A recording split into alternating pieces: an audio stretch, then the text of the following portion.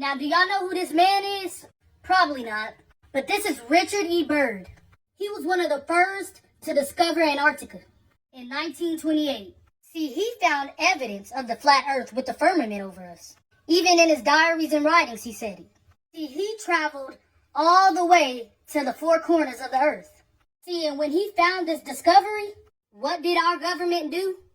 They all went down to Antarctica 3 years later to claim a piece of it and to keep the truth hidden from us. That's why the Antarctica ice wall today is just like Area 51. Nobody could go there. Totally wrong. They are investigating. It is protected because of there are some bacteria that are very dangerous to human health, that they are frozen. So that place needs to be studied and protected. If you think I'm lying, it's very easy. Just go online and search. There are some bacteria they find frozen for many years. After unfreezing it, they discovered they are alive. They can still live on. So that place needs to be protected to avoid the destruction of man.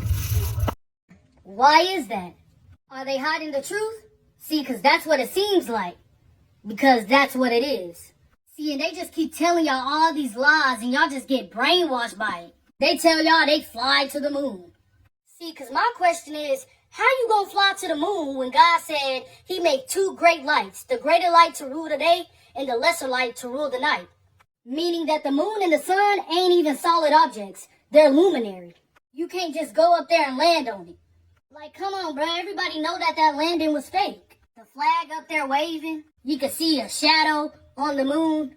Y'all With confidence, you are saying rubbish. talking about the stars is outer space. But in the videos and in the pictures, there's no stars in space. See, because y'all gonna have to do more than that to convince me.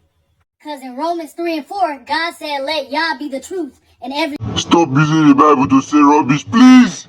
man a liar.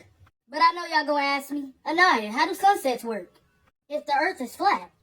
See, in Job 9 and 7, God says, who commands the sun and it does not rise? See, on y'all's globe earth, y'all believe that the sun is setting and rising, but in reality, it's all just about perspective. For example, have y'all ever heard of a vanishing point? See, because in reality, the sun and the moon are not setting and rising. They are rotating.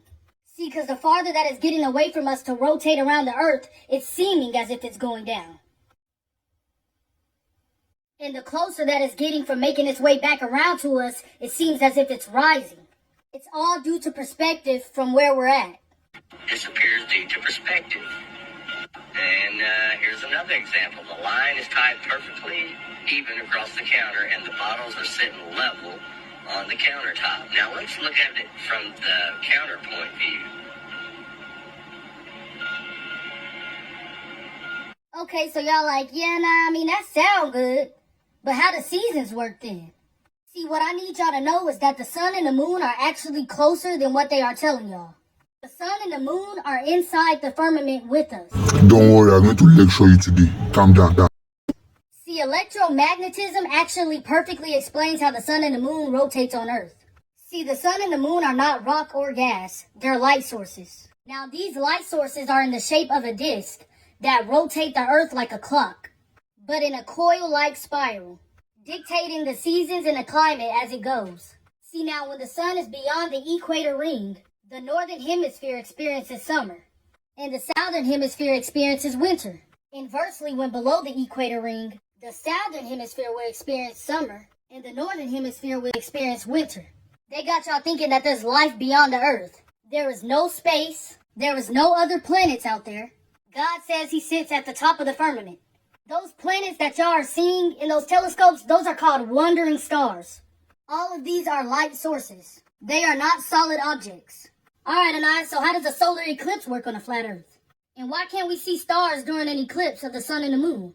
See, God says in eclipses the sun will be turned to darkness and the moon to blood before the coming of the great and glorious days of the Lord. As so, see, a solar eclipse happens when the sun and the moon decides to rotate over each other. Bible washing. This is Bible washing.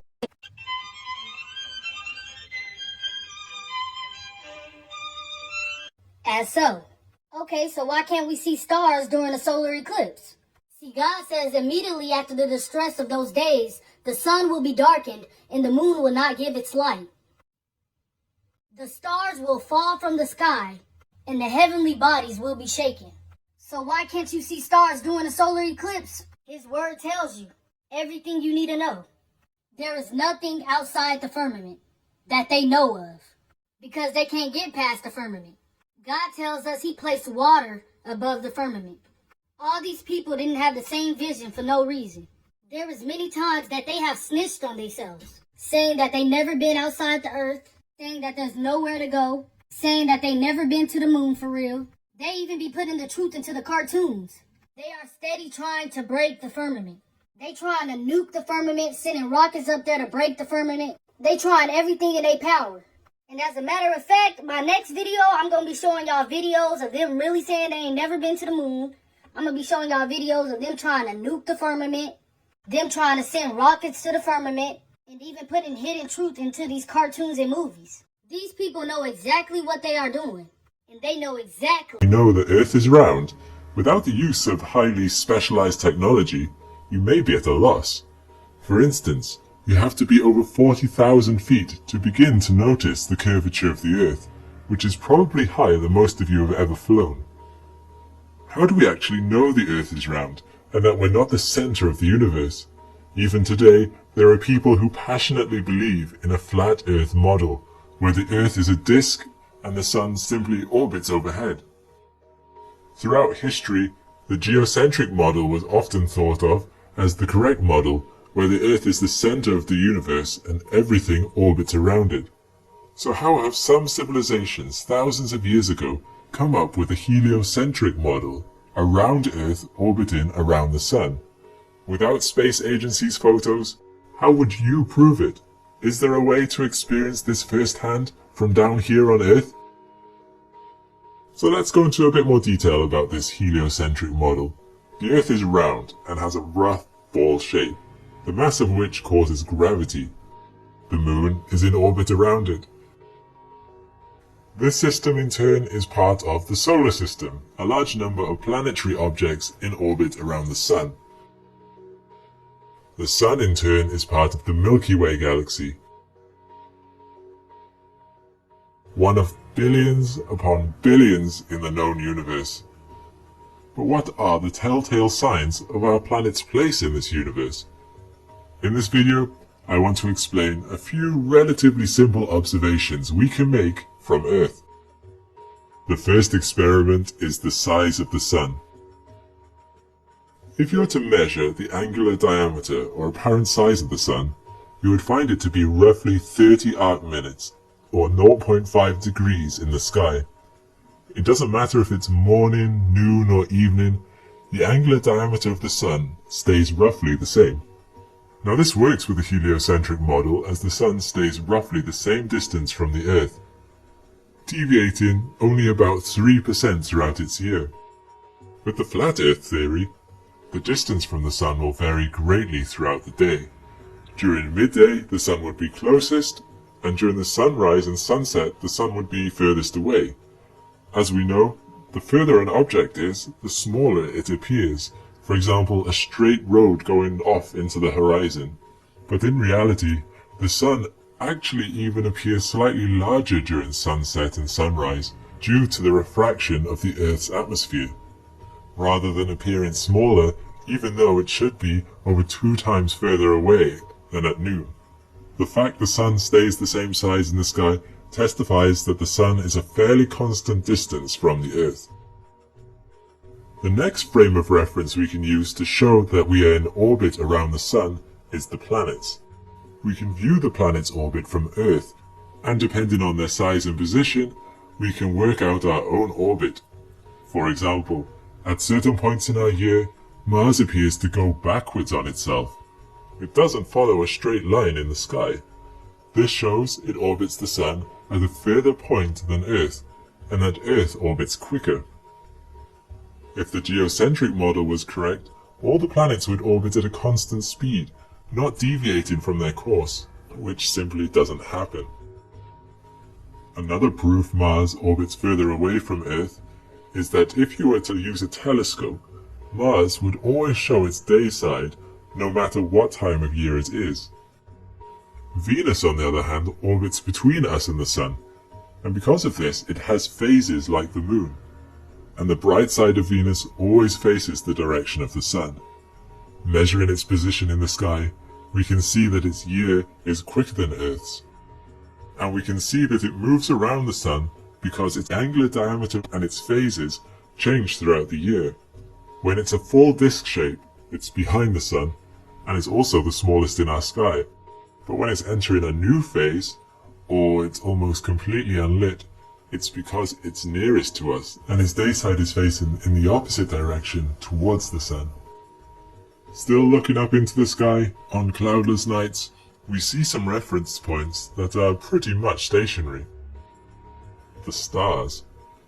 Or are they? In relation to each other, they don't really move, only on astronomical timescales.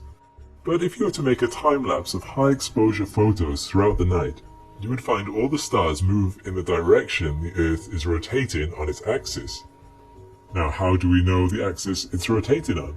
Making a time-lapse aimed at the North Star, or Polaris, reveals the center point.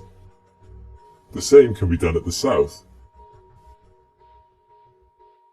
Now, depending on the hemisphere you're standing on also reveals different stars. Standing anywhere on the southern hemisphere, for example, means you'll never see the North Star, and from where I am on the northern hemisphere means I can't see the Southern Cross. The fact only certain stars are visible to you is proof of a round Earth, and the movement of stars is proof of its rotation. My final point is the 4 months of day at both poles.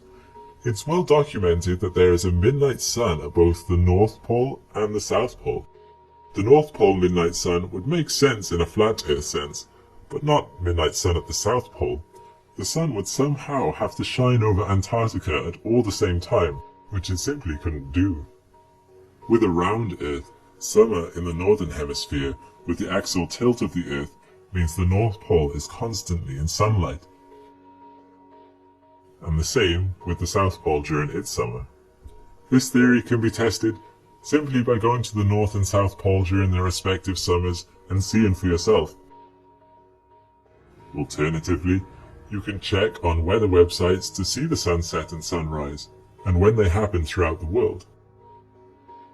The fact we have seasons is further proof of the heliocentric model. Every 6 months, the direction of the Earth's axial tilt is pointed in opposite direction, meaning that sometimes the northern hemisphere is more exposed to the sun, and sometimes the southern hemisphere. Just talking about stars again, these seasons explain why these stars aren't on a continuous loop every night.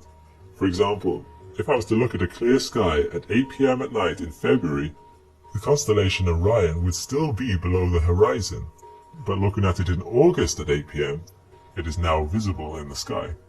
Thankfully though, with the huge advances in technology in today's world, we can simply observe what the Earth would look like from space, using the International Space Station's live feed and other satellites and probes.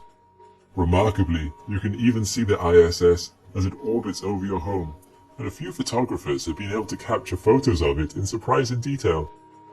This makes life easier for us too, but takes away some of the profound appreciation you can get from discovering these things for yourself. I challenge you to try a few of these things. Go out and look at the planets, look at the stars, and don't look at the sun without proper protection anyway. Just follow the step by step and you understand what we are talking about. And I am fully open for an argument.